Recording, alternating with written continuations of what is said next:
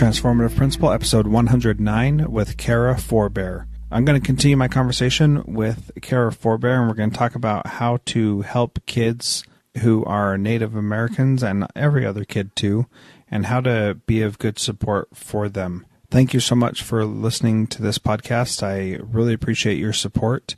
If you wouldn't mind taking a couple minutes and sharing this with someone on social media or in an email, and maybe even thinking about going into the iTunes store and leaving a review, that would be greatly appreciated. If you'd like to learn all the amazing things that I learned from doing this podcast, you can sign up for the newsletter and get a free PDF on the top 5 things I've learned from doing all of these interviews over the past 2 years and 100 episodes. Thank you so much for listening, and here's our interview with Kara Forbear. One of the things that I want to understand is the perception maybe on the reservation you grew up on or on a reservation you work at now that these white outsiders or other outsiders are coming in and trying to take away what the kids are, take away their culture? Is there that perception? Is that a challenge that you feel you need to battle? Not with my generation. I don't think so. I think for maybe perhaps my grandmother's generation, that would have been the perspective, I believe, because they were just coming off of the boarding school era, which was very huge. And, if you do some of the research into that, a lot of it wasn't good at all. And, but that's not my fight. I think my generation and the students we serve now, because of technology and the, sort of the globalization of technology and resources, the world has just opened wide up. And so I think you have a broader perspective now of, wait a minute, the reason we don't have a lot of Native teachers is because, well, there aren't many. And, so you've got to work with your resources. And so even though on most reservations now, the majority of teachers are non-Native, that's my opinion that there's nothing that we can't learn from each other. Our culture and our languages from our reservations, they're there with our families. They're there. That's the part of the community. And hopefully, if a school is fortunate enough, they'll have those components within their curriculums. But that's a whole nother ball of yarn there, because that's an interesting topic. You've got that already, I think. I don't think that we're losing anything by having non-Native teachers within our communities. If anything, it can be a very strong asset. Would I like to see more Native teachers out there in the fields? Absolutely. Not only because I want to see my people empowered or Native people empowered. And like I said, depending on the reservation, each tribe's situation is different from another's. So no, I think it's a wonderful thing. Great. What are some of the things that you think that would be beneficial for people to do to help more Native students choose education as a career? Education as a career. Oh, definitely. Number one, be that outstanding teacher. Great answer. Yes. Yes. I ask kids almost on a daily basis from second grade, first grade, fifth grade, you name it. What are you going to be when you grow up? There isn't a day that goes by when I don't ask at least one student that. And I will say, you know what? You should consider teaching. I think you would be a great teacher. And you should see the looks on their eyes. I mean, it's like these little light bulbs go off. And as young as they are, I never thought of myself having a job, let alone being a teacher. Could I really do that? I'm just imagining their inner dialogues by reading their faces, and I just get a kick out of it. It's great to see their eyes light up and, having authentic conversations with a young person as opposed to talking down to them. So I guess being the teacher that you would want, being their champion, and then pushing them in the right direction, planting those seeds. So you talked a little bit about the history of Indian education and how there were boarding schools. There's a ton of information out there about this, and I didn't know any of it before I came to Alaska and had to learn pretty quickly what that history was. Could you give a brief overview of what that was, and then talk a little bit about maybe some resources where people could go learn more about it if you know those off the top of your head. If not, then that's totally fine. But a little bit of the history of what Indian education has been like in, the last long while, so we know where the history is coming from. Sure. Well, with the settling of the West in the United States and migration of Europeans, of course, the land was the number one resource that was available in America. And so what they had done was decided that Native Americans would be put on reservations. So they called, each tribe has their own reservation, with the exception of a few consolidated tribal reservations. Currently, I reside on the 3 affiliated tribes reservation, which the Mandan, Hidatsa, and Arikara tribes reside here, respectfully. In doing so, there was the treaty era where chiefs of tribes entered into agreements, whether willingly or not, or knowingly or not, and unfortunately gave up a lot of land was lost, I'll say. But in return for that, the U.S. government had promised to take care of the tribes by providing education and or food, farming supplies, medical needs. It ranges, and it's kind of not my strongest area because I really haven't studied it, but it's very vague what I'm offering you now. But at the time, though, another way to sort of assimilate the native or get the native under control for the U.S. government's needs, these boarding schools were opened up usually by organizations of religious nature. They were offered funding to open the schools, and their goal was to take the children from the reservations to the boarding schools and to essentially assimilate them. I believe it's "kill the Indian and save the man" is one of the quotes from the gentleman, I believe, at the Carlisle School. But like I said, it's not my strength to know this sort of history.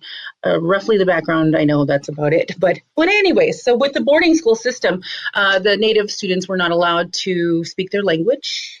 They were punished, in most cases, very brutally. The hair was cut. They were stuffed into little suits and corset dresses and things like that.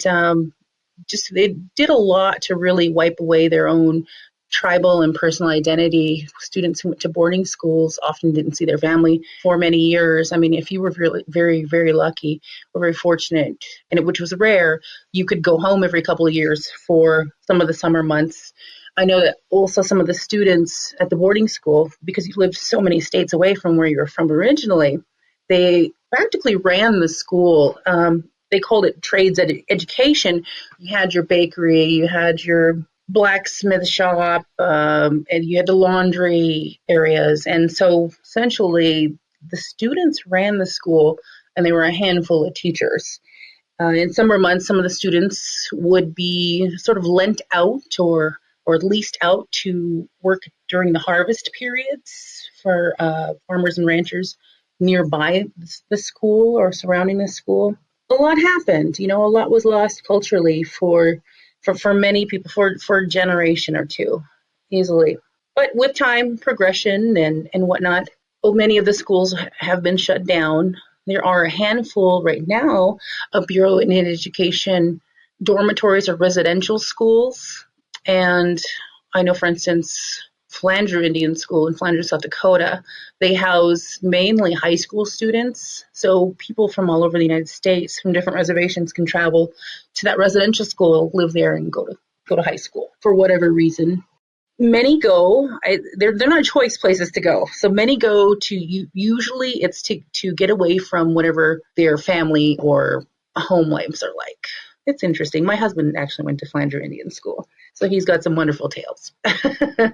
And some of these schools still exist, but even up until, I believe, about the 1970s, 1972 is when the Indian Education Act was originally passed. And so all the way up until 1972, this was fairly common practice. And it wasn't just something that happened, back in the 1800s, but this was still in our fairly recent history. One of the questions I have about those situations is, how do you now ensure that students culture is not being squashed, or you're not just assimilating? How do you respect their culture now and still teach them what we need to teach them?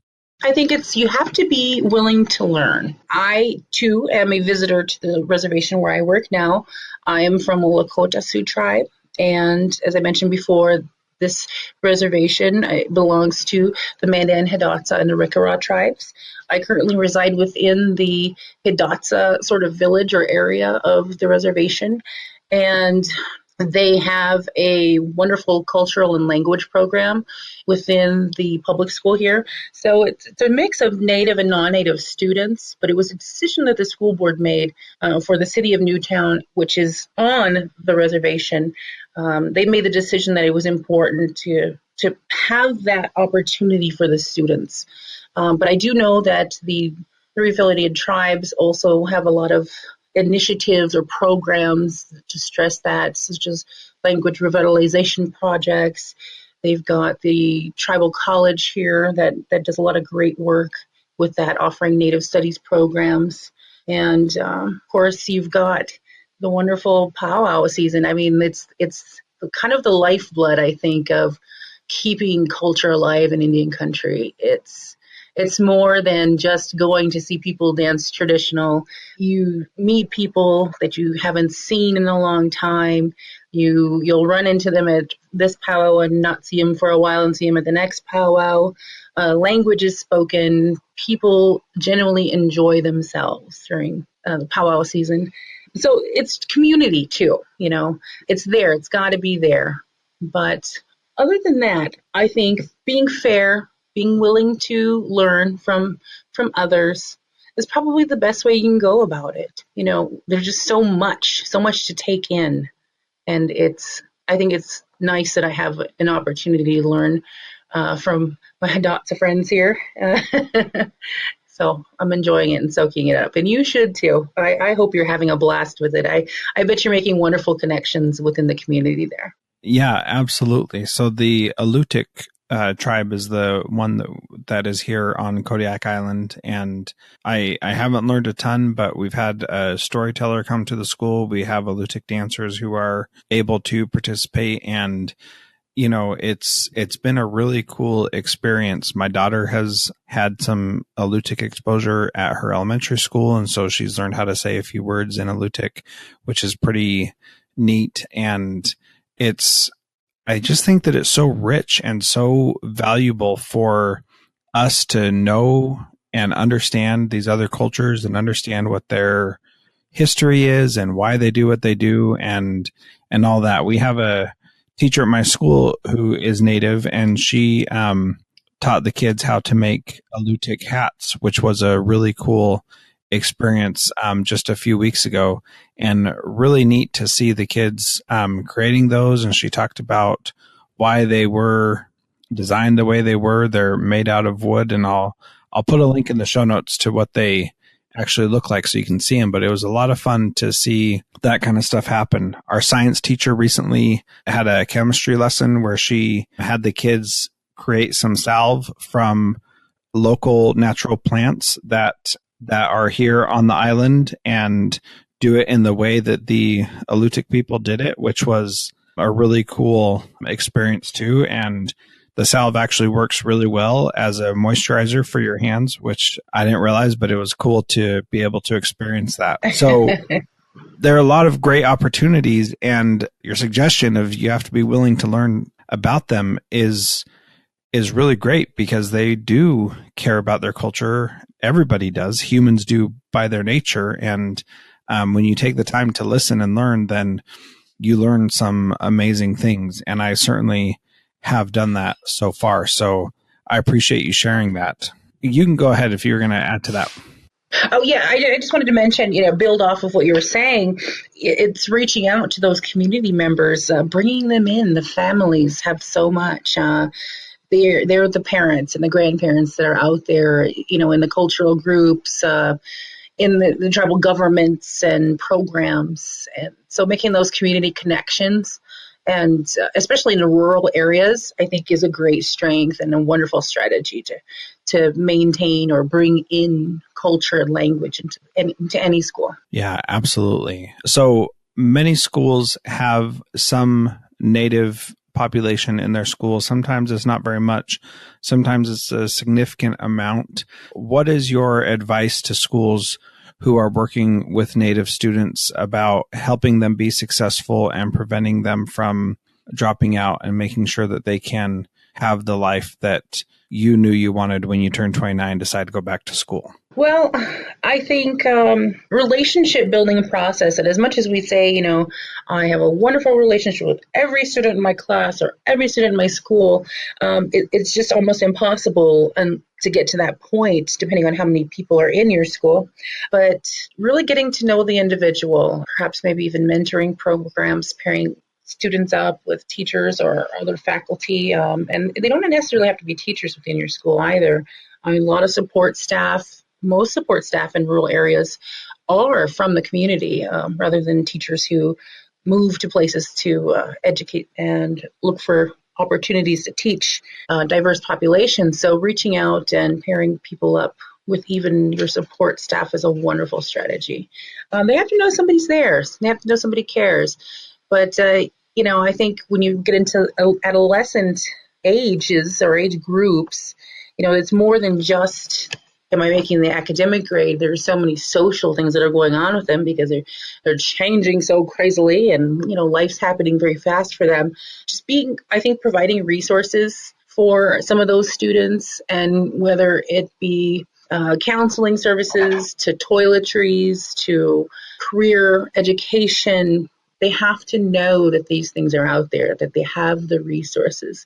So providing resources, and I mean a variety of them, is going to be huge. That's what I would recommend.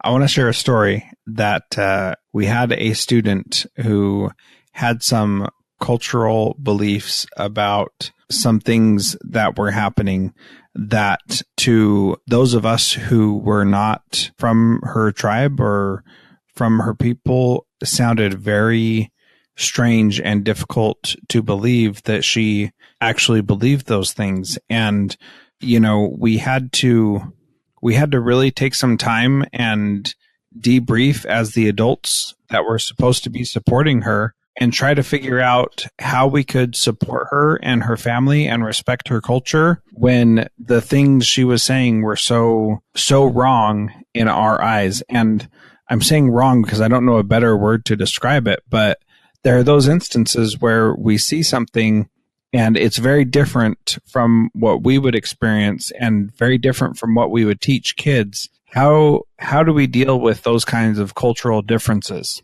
Mediators, I think, would be a wonderful idea. And it's connecting with the right people. Right now, we have at our school social worker is a tribal member. And for many years, she worked in the tribal social services. So not only was she a community member, but she really knows or, can speak to the ins and outs of the system and resources, I guess, from a professional perspective and also a cultural perspective. And so I think finding the individual with both of those somewhere within your community or amongst your resources out there in other programs, and bringing that person in as not a mediator necessarily, but just another part of the team to help convey what some of those beliefs may or may not be, or just do some problem solving and to maybe bridge some connections there. Yeah, absolutely. So some of us have many students in our schools and some of us only have a few or one. Many schools have access to federal funding to provide supports for Native American students. And what are some of the best ways you've seen those, typically they're aides in most schools that probably aren't on the reservation? What ways have you seen that have been really beneficial for an aide who's not a teacher to come in and support the students? You mean like a paraprofessional support aide, or are you referring to like the mediator or an extra team member? Like a paraprofessional. Oh, paraprofessional. I am huge on paraprofessional training.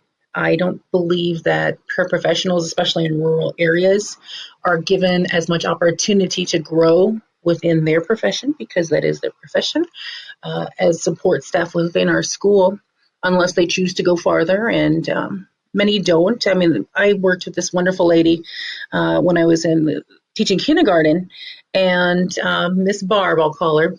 She had been a paraprofessional for about 20 years. She did go through a teacher education program at her local college. And by the time she finished school, she just decided, I'm happy where I am. I like my job. I don't think I want that extra responsibility. I like my job because I can support the students. I'm working with the students. I can relate to them in different ways. And she was perfectly happy. And she insisted, as much as administration and her colleagues and us other teachers, we tried to say, come on, Barb, you can do it, Miss Barb. She's like, nope, that's not going to happen. And this was about 5 years ago. And turns out, I heard from a little bird not but a few months ago, she actually took the leap and she finished her praxis series and is now a kindergarten teacher. Awesome. So, finally got her. Yeah, that's great. Yeah. But I'm offering, though, paraprofessionals as much support as possible. In the eyes of the student, I mean, even though we as educators can see there is a distinct line between what a teacher does and what a paraprofessional does, in reality, students learn just as much from paraprofessional staff. So because they're from the community, because they're a resource that's going to be there probably even after a visiting teacher's come and gone, those are the people we need to invest in to make connections with students. We need to build them up. We need to build our schools up that way. We're only as, I didn't say it, somebody said it, we're only as strong as our weakest link. Yep. We have to think of it. It's a school team. I'm big on team. We're a team as a school community, and every member of the team is important and needs to be recognized. Yeah, absolutely. I appreciate that. Thanks for sharing that. The last question I ask everybody is, what can the listeners do today, this week, to be a transformative principal like you are? Oh, my. Well, I hope I am. Darn it. I'm out there doing the best I can. I think organizing time. You are. Don't worry.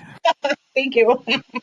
I think organizing time, you've got to have a wonderful work-life balance. That's something I still struggle with because I tend to want to work a little longer than I should some days and bring home work that I shouldn't. But that's okay. I'm working on that. I recognize that. Yeah, you'll get there someday. But maintaining a work-life balance and being there, being authentic with kids, having conversations with them, real conversations, not speaking down necessarily. I mean, you can redirect and get somebody back on track and do it in a very meaningful way. That's, to me, is sort of the grease that gets the wheel going, is making that eye contact with that person. And when you're talking with them, they know that you're there, you're connected. Eye contact is huge. And it's hard to do when you've got a large group of kids or a large group of staff, either way. But being afraid not to fail, being able to say, maybe I don't know how to do this, but I bet we can learn together. I think empowering teachers to be accountable for their work as we expect our students to be accountable for work or learning. That's a huge one. Yeah, building others up, that's where it's at. Students and teachers all around, and being genuine and purposeful. Yeah, that's great. Thank you so much for sharing that. How can people get a hold of you, learn more about you, learn more from you? Well, I am on Twitter. My handle is @Indian Education, and that's letter N, letter D, letter N, Education. That's sort of my main platform right now. I've had people ask, are you going to blog? Are you going to do this? Like, no. Basically, I've been fortunate to connect with so many wonderful educators in just different realms of education, and I just pull resources. So basically, my Twitter feed it's essentially an education toolbox If I find something that I think is a valuable resource, or if there's an article that's got a powerful message, or I can learn something from it, it'll be there on the feed, and I hope people are able to access that and find something that speaks to them, or something that's going to help them become better educators or better in practice professionally and personally or otherwise. So find me on Twitter. I'm also on LinkedIn. Not on there as much as I would like to be, but I'm kind of figuring out how to work that. I'm still learning, I think, as to be a connected educator. And I hope I'm doing well. I'm going to go with it. It's, nothing's broken yet. So Well, don't you worry.